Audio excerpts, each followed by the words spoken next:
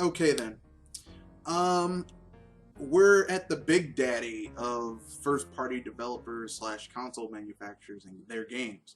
So, without further ado, we're going to talk about how they make their games, uh, and talk about the mystic powers of budgeting, and how budget isn't necessarily a bad word in game development.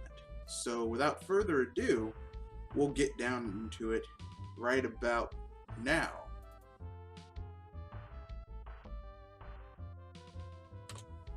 Alright, so I'm going to use two games as an example. One a Nintendo game, one a third-party game that we know the budget of. Okay? So, we'll do the third-party game first. The Witcher 3. It's a good game. It has a lot of content. It's a 80-plus hour RPG. Open world, lots of stuff to explore. It's huge. The game cost $35 million to make, okay? And they spent $37 million to advertise it. But we're not going to talk about the $37 million to advertise it. We're going to talk about how much it took just to make the damn game, which was $35 million. It's an 80-plus hour RPG with huge amounts of stuff going on, just all that type of fun stuff, okay? Different environments, huge amounts of assets, and it was on 3 platforms. So 35 million gets you a huge 80-plus hour RPG on 3 platforms: PS4, Xbox One, and PC.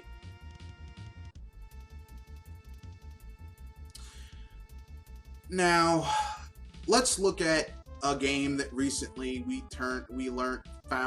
sold 1.89 million over 3 weeks. Splatoon. Okay. Now, Splatoon obviously did not cost $35 million to make. Why? Well, let's look at basic budgeting things, okay? Clearly, it's only on one platform. So the whole development kit and time, energy spent to put it on other platforms is unnecessary. So it was made faster, okay, than The Witcher 3. Secondly, the game is not a huge RPG with, thousands of different environments and different NPCs and all that type of stuff. It's very targeted and focused. So, I mean, obviously definitely not a $35 million game. Then let's look at how much was spent. There's little to no voice acting in that game. Okay, there's kind of sort of pseudo voice acting, but not really. That could be done with a machine. So, I mean, no voice acting, which is really fucking expensive. So clearly not a $35 million game. Then let's look at the big elephant in the room, which is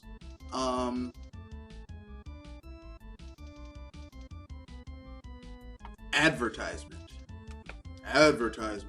Oh my god, it's so expensive to advertise, and it is. But here's the difference. Every year, Nintendo basically, because they have different regions, offices in different regions. Nintendo of America, Nintendo Canada, Nintendo Europe, Nintendo Japan, right? Those four things, okay? Basically, they look at the hardware and software sales, and they say, okay, we need to do more advertising. So they allocate more or less funds depending on the region, looking at the previous year's sales and what they need to do. So advertisement is already budgeted in. It's not part of the game's budget. Get what I'm saying? So even if I'm gonna be liberal. I would suspect that for Nintendo, I would suspect that Splatoon probably didn't cost more than $10 million to make. And I'm being liberal with that. I'm being liberal with that estimation. I'm giving you a large estimation for that game to be made. I would guess 10 million to make that game. It doesn't have voice chat, which means they don't have to spend money on the infrastructure. The server, the matches are done peer to peer, so there's very little server load. There probably is a server someplace doing it, but very little. And they're probably using DNA anyway, and they own 10% of that damn company. So. You get what I'm saying? It is a considered a budget title, but it sold like over 1 million. And I did the calculations earlier. It generated $64 million in revenue. It's over $64 million in revenue, but I'm rounding it down. $64 million in revenue in 3 weeks. So basically, if the game cost $10 million to make, and that's a high estimate, probably could have been less. That means they made a $50 million worth of profit. Yeah. The money's in the software. But let's get into the nitty-gritty after the cut.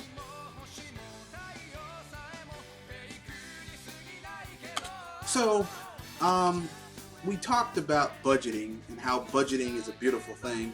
I just gave you why Splatoon didn't cost that much to make, and advertisement for it, even though you've seen a lot of advertisement for it, was already budgeted into what they had to expend for this fiscal year.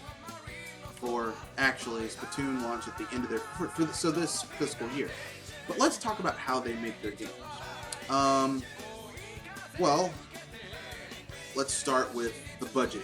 Nintendo games, even though their games seem extravagant, are still are kind of relatively considered budget for by the rest of the industry standards. Why?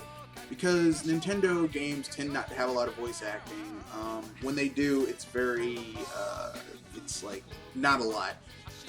Two, Nintendo uses their own in-house engines that they make themselves. So, I mean, you know, they use their engines are built around their hardware. So basically, like, because their hardware doesn't have a lot of overhead, not a lot of features and things of that nature, they don't have to worry about expending huge amounts of money on other things to go with their software. Which, I mean, you know, to be fair, a lot of fans, you know, they want the voice chat, they want the notifications, but when you don't have to worry about that and you're building a game, it's cheaper to make that game. So I'm not disregarding it. Fourth, and this is just a matter of fact, because they have their own engines and they have their own assets and they have their own hardware, a lot of things they just don't have to deal with. Because they have their own engines, they aren't using DirectX or anyone else's stuff, so no money is leaving their company going out to Microsoft or Sony or, you know, Dave or Steve or any shit like that. So that's pretty awesome. Dave or Steve. Okay. That's pretty damn awesome. The important thing in business that people need to realize is that you want to minimize your expenditures.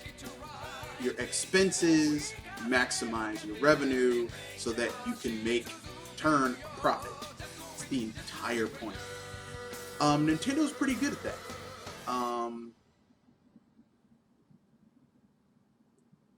Pretty damn good. Another game that we know sold really well. This was back in the day. This was in the 4th generation with the SNES. Was Donkey Kong Country. Now that game had top-of-the-line graphics for the time. It cost $30,000 to make. $30,000. And it sold like 2 or 3 million. I mean, no, I think it sold more than that. Here, let me look up how much Donkey Kong Country sold, because I don't want to give I don't want to give anyone the. I don't want to make anyone mad. Donkey Kong Country sales numbers.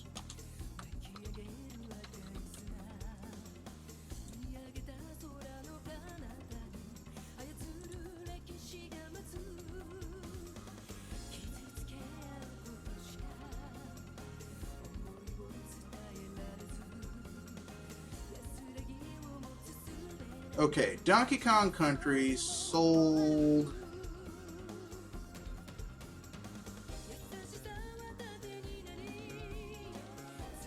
Oh, shit. It sold 9 million copies worldwide. So, let's do a little bit of math here, okay? 9 million, right? It's a $30,000 game, okay? Let's do some math here, because people need to understand how budgeting works, because apparently certain people don't understand that budgeting well for a game is making a budget title is, you know, knowing how to make a budget title. Donkey Kong Country cost $30,000 to make, and it sold 9 million copies worldwide. And you multiply that times, I'm going to do a $50 price tag, because generally speaking, games of that era cost $50. So basically, we're looking at $45 million of revenue made off that one game in its initial run. Okay? Now, let's say that, you know, let's subtract the $30,000 that they had to make. That's still 40. Let's subtract the $30,000 that it cost to make that game. Okay. Oh god, let's see. 4, 10, 9, 7, 9. Okay then, after you subtract how much it cost to make the game, there's still $44 million. Almost, it didn't take. Now let's just say $1 million to print all the carts. This is probably a very liberal estimate with how much it costs to print the carts to make this game. But let's just say $1 million. Right? That's still $43 million that they made on a budget title, because $30,000 even back then was a budget title to make a video game on. So basically, that's amazing. That is amazing, and that's the power of budgeting in video gaming, and people need to understand that. You know, when you have limitations, when you have budget constraints on you, you have to be more creative with your assets and what you have, and because of this, you can make better games that sell pretty damn well. That's all I'm gonna say on the matter. So this concludes the end of this 3-part video, how the video game business works. We started with the third parties, the big third parties and the little third parties. Then we went to Sony and Microsoft, and now we're ending with Nintendo. If you have any questions, comments, concerns, if you have any video ideas you would like for me to do, please don't hesitate to leave your questions, comments in the comment section. I'll try to answer you and cater to what you guys want. Also, stay tuned for a little bit of news after the cut.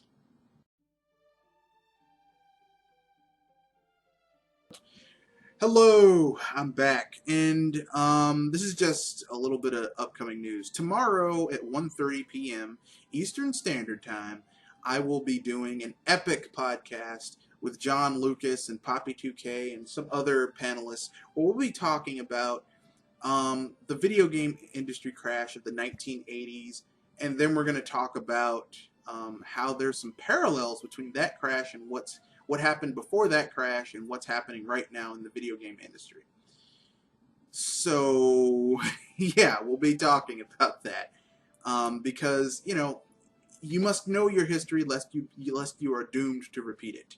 So look forward to that. Also, I should be uploading sometime tonight my newest installment of Tavern Tales. Look forward to that. This one will focus more on traditional D&D style tabletop gaming, so look forward to that one.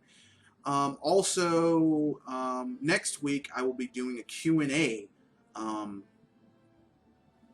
podcast that will be completely about Q&A. So look forward to that. That's all. Have a good day.